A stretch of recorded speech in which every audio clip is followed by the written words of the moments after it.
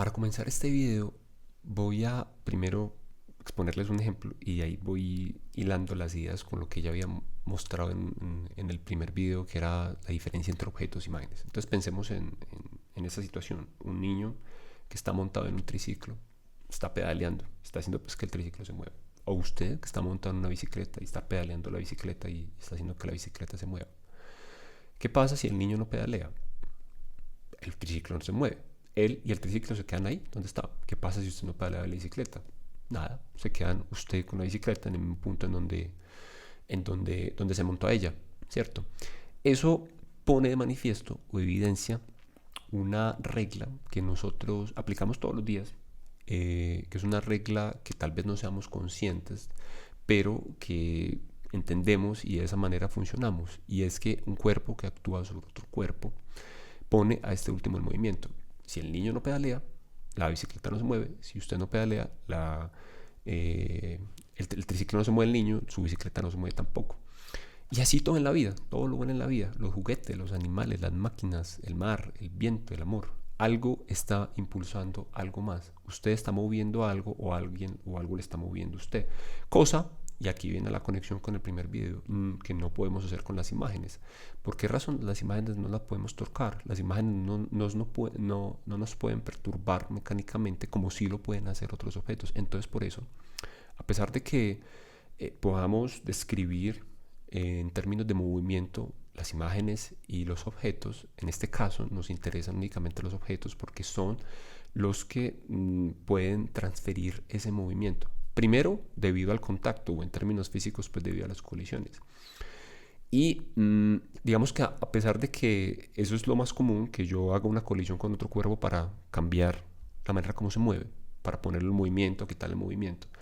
Un contraejemplo es que cuando una manzana o una fruta se cae de un árbol, ahí no hay ningún contacto, pero aún así hay movimiento. Ocurre algo entre la manzana y el otro cuerpo, que es la tierra, que nosotros, digamos, es difícil comprender al principio, pero que pues gracias pues a los avances de la física podemos entender de qué se trata. Lo mismo que un imán atrayendo un imán. Entre los imanes no vemos que haya un contacto o una colisión física evidente, pero aún así ellos se están moviendo.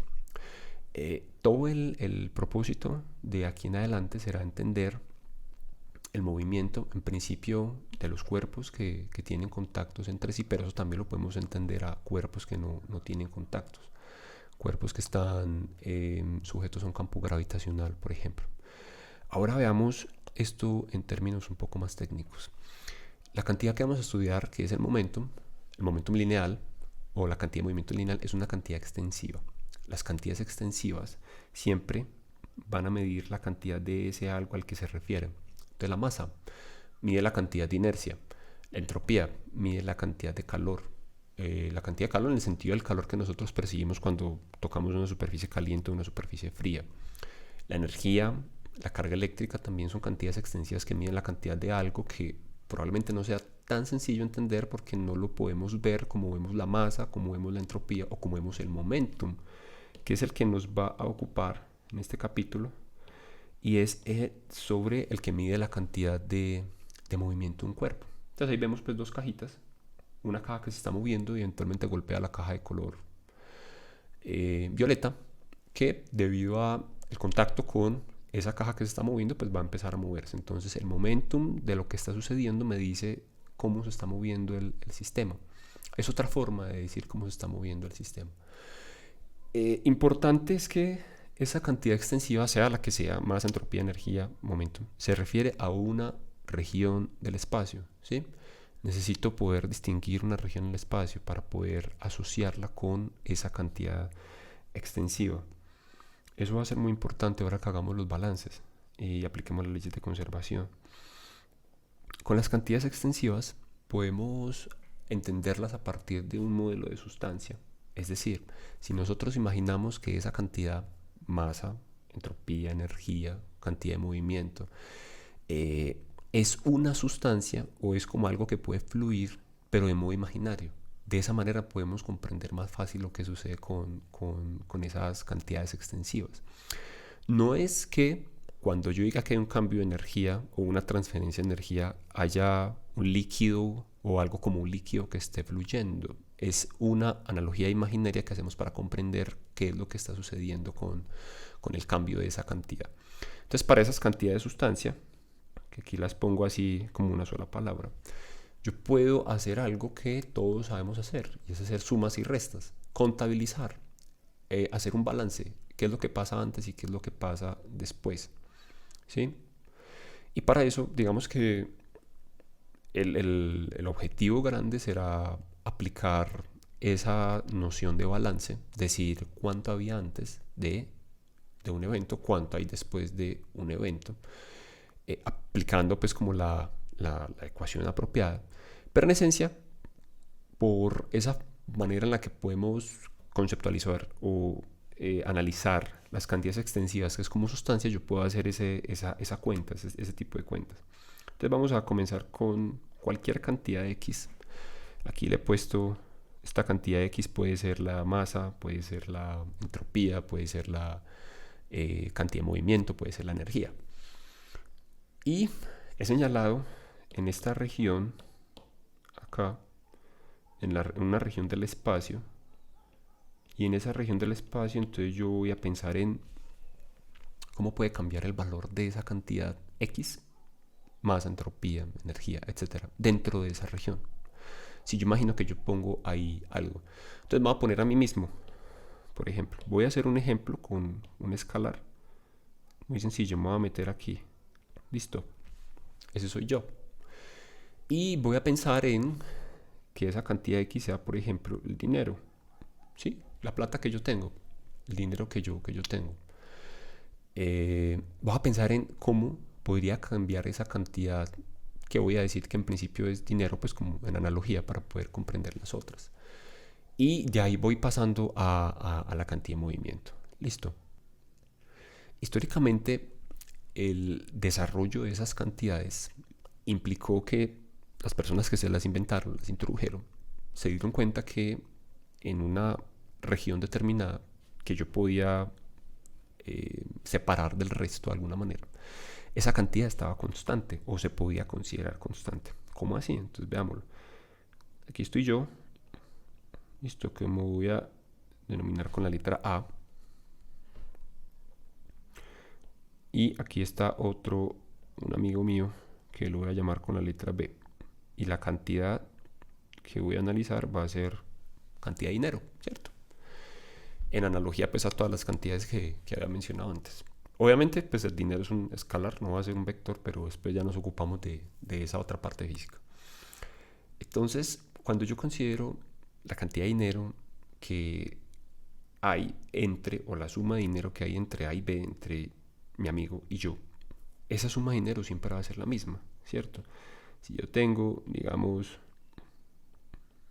100 pesos y mi amigo tiene 100 pesos, entonces entre los dos vamos a tener una cantidad de 200 pesos. ¿Qué puede ocurrir? Que yo le dé a mi amigo, yo qué sé, 50 pesos, entonces yo me quedo con 50, mi amigo se queda con 150, ¿cierto? Puede ocurrir que él me dé a mí 20, entonces él va a quedar con 80 y yo voy a quedar con 120, pero en total, entre los dos siempre vamos a tener 200. 200 que aquí hemos dicho que son pesos. 200 de esa cantidad de lo que sea. En principio todas las cantidades físicas funcionan así. Aísle sus sistemas, cuente cuánto hay de eso y ya. Y la pregunta es, ¿será que puede cambiar la cantidad de dinero que tenemos entre él y yo?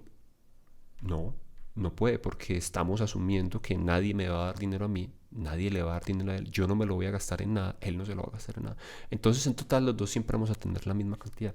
Es decir, la cantidad de eso que tiene A más la cantidad de eso que tiene B siempre va a ser constante. Es más, yo puedo comparar lo que ocurre cuando hay dos instantes de tiempo. Entonces, si en un primer instante ambos teníamos 100, en un segundo instante, digamos, en un tiempo 1, A tenía 100 y B tenía 100. En un tiempo 2, ahora A tiene 50 y B tiene 150. ¿Cuál fue el cambio total? 0. al principio, en el tiempo 1, tenemos 200, en el tiempo 2, tenemos 200. Cambio total, 0. No hay ninguna modificación porque siempre va a conservar lo que tenemos entre A y B. Entre mi amigo y yo siempre vamos a tener la misma cantidad de eso. Listo. Esa es una noción muy básica. Esa es una noción muy simple y así fue que en general se empezaron a desarrollar todas las cantidades que nosotros conocemos, percibiendo que para los sistemas esa suma siempre va a ser constante, o ese cambio siempre va a ser, no va a haber ningún cambio. Pero existe una forma adicional en la que yo puedo responder a esta pregunta: ¿cómo puede cambiar el valor de la cantidad X? Y es cuando yo incluyo algo que se llama procesos de transporte. ¿Qué tal si ya ahora no somos el amigo y yo, sino que el amigo y yo vamos a comprar algo? Entonces, cuando él y yo vamos a comprar algo, los dos ponemos dinero y entonces algo va a salir del sistema. Listo, algo va a salir del sistema. ¿O qué tal si yo recibo algo de alguien? Entonces algo va a entrar de dinero al sistema, la cantidad va a entrar al sistema o la cantidad va a salir del sistema, ¿cierto? Además, podría tener el caso hipotético que adentro de mi sistema yo tenga la capacidad de producir esa cantidad o de destruir esa cantidad. Pues en el caso del dinero pues no se puede, pero pues podría encontrar cantidades físicas en las que en ese sistema que yo estoy considerando, dentro de esa línea punteada, se pueda crear o se pueda destruir esa cantidad. Listo. Entonces, cuando yo incluyo esa noción de transporte, esta ecuación tan sencilla acá que dice que la suma de lo de A más la cantidad de B es igual a constante, ahora se va a volver un poco más compleja, y es el cambio de la cantidad con respecto al tiempo puede ocurrir miren pues que aquí igual no tiene sentido la noción del tiempo porque la cantidad siempre va a ser la misma, entonces el tiempo es irrelevante.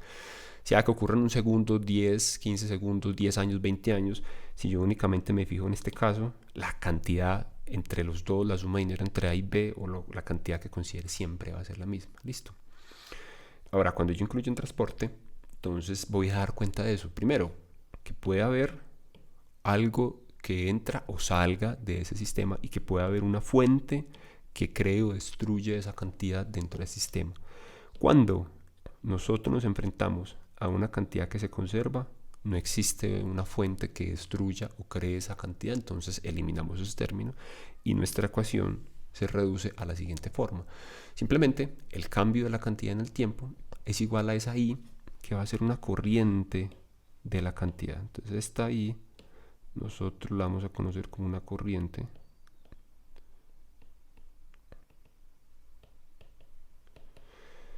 Y es muy similar, pues como estamos comparando nuestra cantidad como si fuera una sustancia o cantidad de sustancia, entonces es como si hubiera una corriente de sustancia hacia ese sistema o una corriente de sustancia saliera de ese sistema.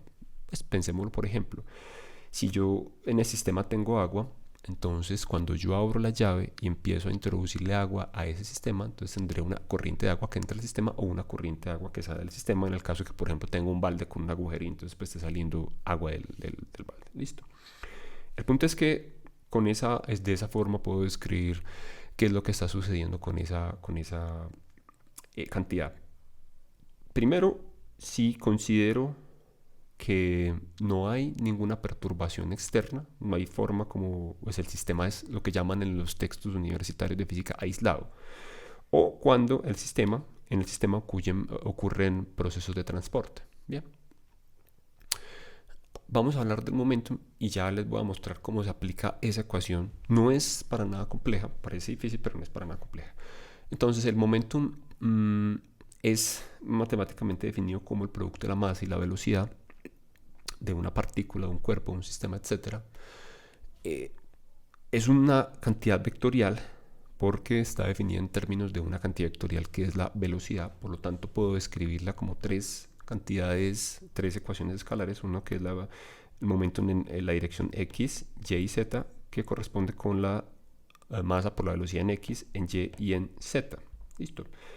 Es una cantidad vectorial que tiene la misma dirección que la velocidad y tiene dimensiones de masa por longitud sobre tiempo, y en el sistema internacional tendrá dimensiones de kilogramo por metro sobre segundo, como debe ser. Masa kilogramo, velocidad metro sobre segundo. El momentum está asociado con la tendencia de un cuerpo a seguirse moviendo después de una colisión. Entonces, pensemos en que entre más grande sea el valor de ese momento, más difícil es detener el objeto. Eso ya lo dije en el primer ejemplo, pero lo voy a repetir. Si uno tiene compara qué tan difícil es detener un camión que se está moviendo muy rápido y qué tan difícil es detener un insecto, por ejemplo una mosca que se está moviendo igual de rápido que el camión, obviamente es mucho más sencillo detener la mosca que detener el camión, ¿sí? Y por lo tanto el camión tiene esa tendencia a seguir moviéndose después de que nos colisiona con condiciones, consecuencias terribles, a la mosca. La mosca tiene menos tendencia a seguir moviéndose después de la colisión con nosotros. En ese caso, el camión, decimos, tiene una cantidad de movimiento enorme, mientras que la mosca tiene una cantidad de movimiento mucho más mínima. Además, porque la definición pues, nos dice que el momento es proporcional a la masa y la velocidad. Listo. Vamos a verlo ahora en particular para cuando la cantidad, vamos a entender esas ecuaciones que enuncié antes, reemplazando ahora la cantidad de x por el momento. Y respondiendo a esta pregunta, la misma pregunta antes, ¿cómo puede cambiar el valor de la cantidad que ya hemos definido que es momento? Entonces, dentro de este sistema, vamos a encerrar o vamos a aislar primero únicamente, aquí tengo la imagen del balón y la batica, entonces vamos a aislar a una persona, listo, y a esa persona que está pateando un balón. No, esperen, aquí y aquí vamos a tener nuestro baloncito. Listo. Entonces estos decimos que son los cuerpos que nos interesa analizar, que son los cuerpos A y B. Y vamos a responder cómo puede cambiar el valor de la cantidad de movimiento, si es que puede cambiar, pues cuando yo nada más considero los dos cuerpos dentro del sistema que yo estoy analizando y lo aíslo del resto. Para aislar el resto, supongamos que estoy en el espacio, estoy fuera de una nave espacial, de alguna manera pues tengo un balón y yo puedo patear el balón, listo, para evitarnos pues cualquier tipo de perturbación mecánica, etcétera, etcétera. Entonces, vamos a aplicar la misma ecuación. La primera versión para yo hacer una cuentas o decir un balance simple, es decir, la cantidad de movimiento, la cantidad de A más la cantidad extensiva de B tiene que ser igual a un número y eso es constante, ¿cierto? Entonces, como ya sé que estoy trabajando con el momentum, digo la cantidad de movimiento de A más la cantidad de movimiento de B tiene que ser igual a un número, ¿cierto? Entonces vamos a analizarlo. Cuando el balón está inicialmente quieto, ¿sí? Él no tiene cantidad de movimiento porque él no puede producir una colisión. A él lo tienen que colisionar, a él lo tienen que golpear para que le pase algo. El balón se va a empezar a mover, listo. Eventualmente el balón va a salir disparado, se va a empezar a mover y yo voy a, en consecuencia, perder algo que ya el balón tiene, ¿cierto? ¿Sí? Esas flechas que van en sentido opuesto tienen que ver con la tercera ley de Newton, que es de la acción-reacción. En esencia, lo que está ocurriendo aquí es que lo que gana el balón, que pierdo yo, es constante. La cantidad de movimiento que ahora tiene el balón es igual a la cantidad de movimiento que yo perdí. Y entre los dos siempre va a haber la misma cantidad, porque el balón no puede sacar cantidad de movimiento de alguna parte porque no hay forma, y yo tampoco puedo sacar cantidad de movimiento de alguna otra parte porque pues, no hay forma. Lo que yo tengo lo tengo, lo que el balón tiene lo tiene. Nada está entrando desde afuera o saliendo desde ese sistema, y entre los dos se va a conservar la cantidad que hay. Listo. Entonces decimos que el momentum total, el momentum que es la suma de A más B, o sea el momentum total, va a ser igual a un número que es constante. Bien, ahora veámoslo. Recuerden que aquí lo que sucedió es que dibujo una flecha para indicar que este balón gana una cantidad de movimiento que vamos a identificar como la cantidad de movimiento de B, mientras que yo perdí una cantidad de movimiento que voy a identificar como la cantidad de movimiento de A. ¿Sí? Obviamente mi pérdida se ve reflejada en una ganancia de movimiento del balón. Es como cuando usted, pues volvemos al ejemplo de el amigo y yo, pues o usted y su amigo, etcétera. Usted, al amigo le hace falta dinero, usted le presta dinero a su amigo ya tiene el dinero para comprar eso que quería. Ahora usted ya no tiene la capacidad de comprar eso que se puede comprar el amigo porque pues usted le dio esa plata al amigo suyo. Eso es lo que quiere decir. Entre los dos, la cantidad de plata es la misma. Entre el balón y yo, pues la cantidad de movimiento es la misma. Pero ahora uno tiene más que otro, se redistribuyó. A eso se refiere a hacer un balance, hacer cuentas de sumar y restar. ¿Quién tiene y quién pierde? Obviamente un poco más complejo en este caso porque se trata de una cantidad vectorial, entonces hay que tener cuidado con eso. ¿Qué ocurre si yo entonces planteo lo siguiente? Vamos a describirlo un poco más con detalle. Digo, la cantidad de movimiento que tiene inicial A más la cantidad de movimiento, pues si esta suma es constante, si esto es constante, entonces tiene que cumplir lo siguiente. La cantidad de movimiento inicial de B tiene que ser igual a la cantidad de movimiento final de A más la cantidad de movimiento final de B. ¿Qué significa ese balance? Significa lo que A tiene al principio, pongámosle otro color, lo que A tiene al principio más lo que B tiene al principio, por fuerza, como todo está encerrado ahí, tiene que ser igual con lo que queda A más con lo que queda B. Volviendo nuevamente al ejemplo del dinero. Ojo que aquí el dinero no es un vector, pero me sirve como analogía. Un poquito imperfecta, pero me sirve como analogía.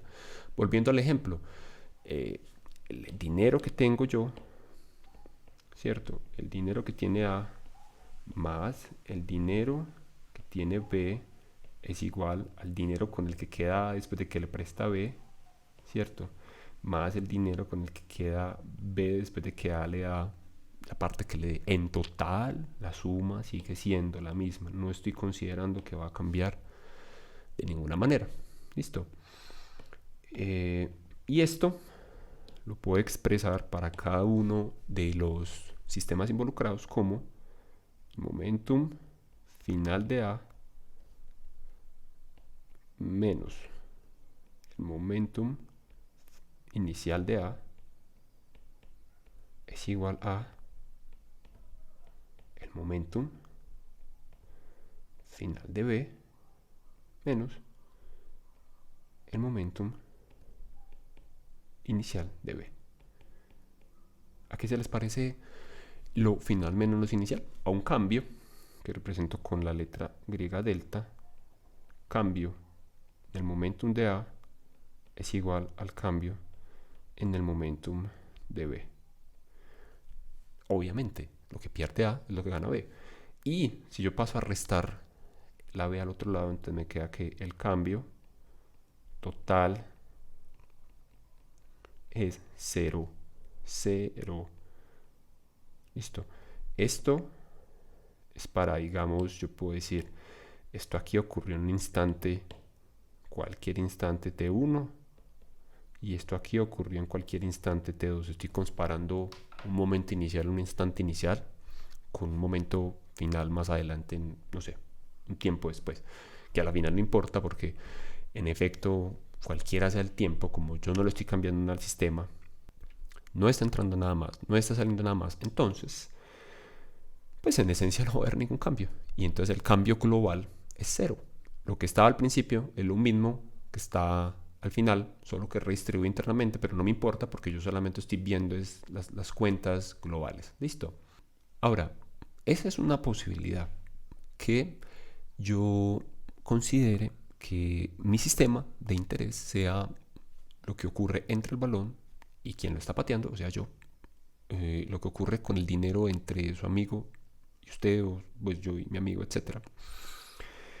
Yo ahora voy a cambiar mi sistema y voy a enfocarlo, voy a cerrarlo un poco más y vemos que eso va a tener un ligero cambio. Y es, ¿qué pasa si yo considero dentro de mi sistema, dentro de esta línea de color azul, únicamente pongo el balón, Si yo únicamente pongo el balón acá, listo, voy a pintarlo. Supongamos que este es el balón. Y yo me saco del sistema. O sea, ahora yo no estoy metido dentro del sistema, sino que yo estoy por fuera del sistema. ¿Cuál es la diferencia que percibe el balón y que nosotros podemos ver en este análisis físico si ya no cuento o dentro de mis cuentas, dentro de mis contabilidad, ya no estoy yo dentro del sistema, sino que yo estoy por fuera del sistema? Entonces vean que acá, eso lo vamos a ver en el siguiente video, cuando ocurre esto, miren que ya tengo una corriente de esa sustancia que va a estar entrando al sistema.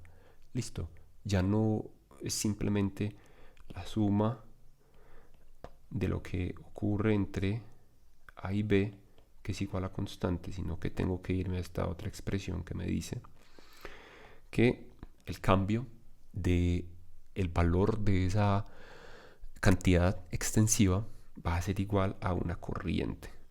Listo, o sea que aquí ya tengo que introducir esta otra ecuación que me dice que esto es igual a una corriente de esa cantidad. ¿Sí? Y esa corriente, esa cantidad va a ser precisamente la fuerza, y esa va a ser la conexión con la que se llama la segunda ley de Newton.